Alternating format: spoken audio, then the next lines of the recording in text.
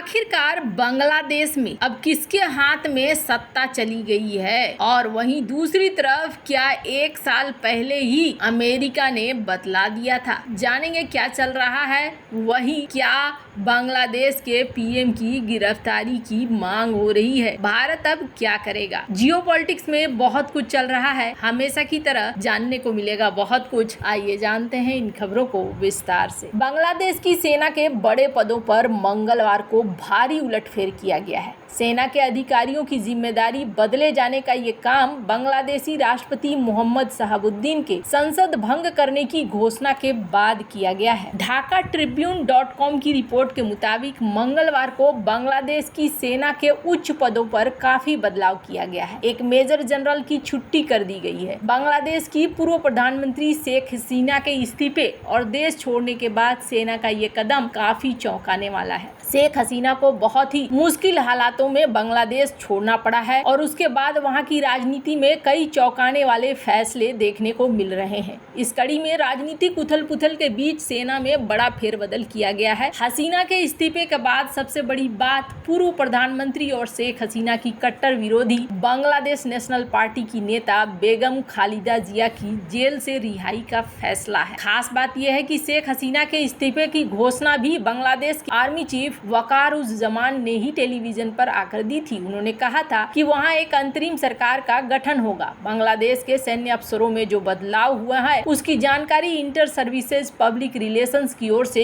एक press release जारी करके दी गई। इस फेरबदल में सबसे बड़ा फैसला मेजर जनरल जियाउल अहसन को सेवा से मुक्त करने का लिया है। इसके अनुसार जो नई जिम्मेदारियां दी गई है वो है लेफ्टिनेंट जनरल मोहम्मद सैफुल आलम को विदेश मामलों का मंत्रालय, लेफ्टिनेंट जनरल मोहम्मद मुजीबुर रहमान को GOC army training and doctrine का command, lieutenant general Tabrez Shams Chowdhury को quartermaster general of the army, lieutenant general Mizanur Shamim को chief of general staff of army, lieutenant general Mohammad Shahinul Haque को command NDC, major general ASM रिदवानपुर रहमान को director general of national telecommunication monitoring centre. Bangladesh में सरकारी नौकरियों में विवादास्पद कोटा सिस्टम के खिलाफ यूनिवर्सिटी छात्रों का प्रदर्शन पिछले महीने जुलाई में हिंसक हो गया। 16-17 जुलाई को इसको लेकर ऐसी हिंसा भड़की कि 200 लोग मारे गए और इसके बाद सुप्रीम कोर्ट ने शेख हसीना सरकार की ओर से घोषित 30% कोटा को घटाकर 5% कर दिया और आंदोलन शांत हो गया। लेकिन 11 दिन बाद फिर से हिंसा भड़की और 4-5 अगस्त तक 170 के करीब लोग मारे गए। अब इस तरह की रिपोर्टें आ रही हैं कि दूसरी बार जो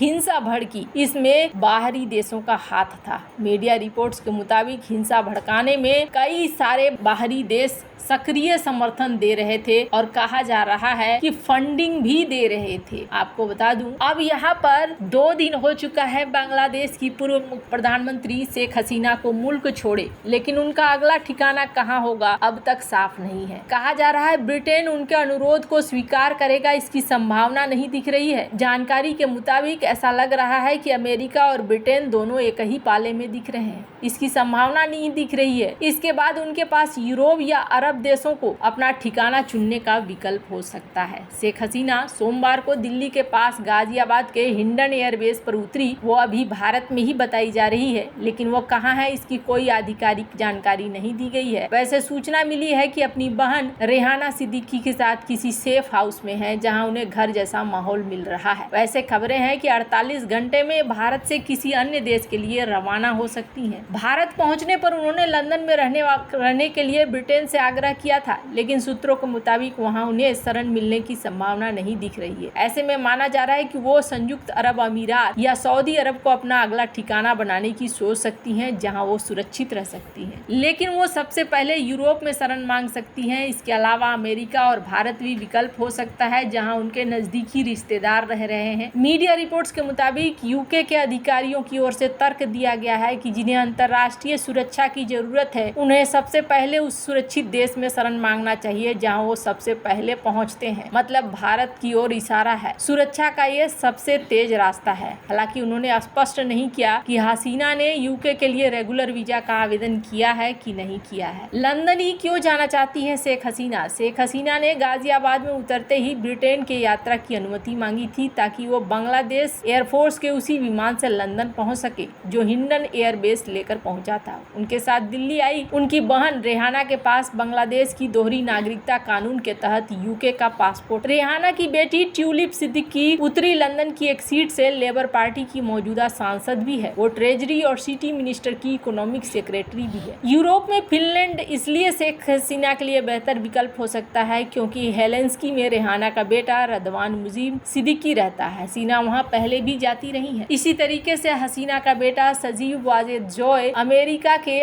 वर्जीनिया में अपने परिवार के साथ रहता है। शेख हसीना की बेटी दिल्ली में ही रहती है जो विश्व स्वास्थ्य संगठन की रीजनल डायरेक्टर के पद पर कार्यरत। लेकिन अगर हसीना ने भारत से यहाँ रहने की इजाजत मांगी तो मोदी सरकार के लिए एक असहज स्थिति पैदा हो सकती है क्योंकि उसे बांग्लादेश की अगली सरकार के साथ अपने संबंधों पर भी ध्यान देना होगा। खासकर जब तक वहाँ लोकतांत्रिक स्थिरता नहीं आ जाती है तब तक ऐसी स्थिति बड़ी मुश्किल पैदा कर सकती है। लगभग इन्हीं स्थितियों में मोदी सरकार ने पूर्व श्रीलंकाई राष्ट्रपति गोटबाया राजपक्षे, अफगान के अशरफ गनी सरकार के बड़े नेताओं के अनुरोध को स्वीकार नहीं किया जब उन्हें अपने अपने देशों से भागना पड़ा था। यही नहीं, अगर हसीना भारत में रही तो बांग्लादेश से भारत में शरण मांगने वालों की कतारें लग जाएंगी। पर जहां एक तरफ ये सब कुछ चल रहा था वहीं दूसरी तरफ एक और मांग की जा रही है। वैसे आपको बता दूं बांग्लादेश में हालात एकदम ठीक नहीं हुए हैं। बांग्लादेश में तख्ता पलट के बाद सेना ने नोबेल पीस पुरस्कार विजेता और अर्थशास्त्री मोहम्मद यूनुस को बांग्लादेश की अंतरिम सरकार चलाने के लिए चुना है। राष्ट्रपति के प्रेस सचिव जौनल आबेदीन ने इसका ऐलान भी किया है और अब देखना होगा कि आगे क्या होता है, किस तरीके से ये हालात को संभालते हैं और जिस तरीके से यहाँ उठापटक मची हुई है इस उठापटक के बीच कितना कुछ संभाल पाते हैं ये भी एक बहुत बड़ी बात होगी। पर भारत से एक रिक्वेस्ट किया जा रहा है कि शेख हसीना को अरेस्ट करे भारत। ये मांग कहां से उठ रही है? बांग्लादेश के सुप्रीम कोर्ट बार एसोसिएशन के अध्यक्ष एम महबूब उद्दीन ने भारत से मांग की है कि वो पूर्व प्रधानमंत्री शेख हसीना और उनकी बहन शेख रेहाना को अरेस्ट करे और ढाका वापस भेज दे। इस दौरान विपक्षी खालिदा जिया के कई समर्थक भी मौजूद थे। उन्होंने कहा कि हम भारत के साथ अच्छे रिश्ते बनाना चाहते हैं। वहीं शेख हसीना को अमेरिका और ब्रिटेन दोनों ने ही शरण देने से इनकार कर दिया है। बांग्लादेश की अखबार डेली स्टार के मुताबिक हसीना सरकार में रहे मंत्री भी इधर उधर भागते रहे हैं, लेकिन पूर्व विदेशी मंत्री ढाका के एयरपोर्ट पर गिरफ्तार कर लिए गए हैं। नेपाल वगैरह में अभी चौकसी काफी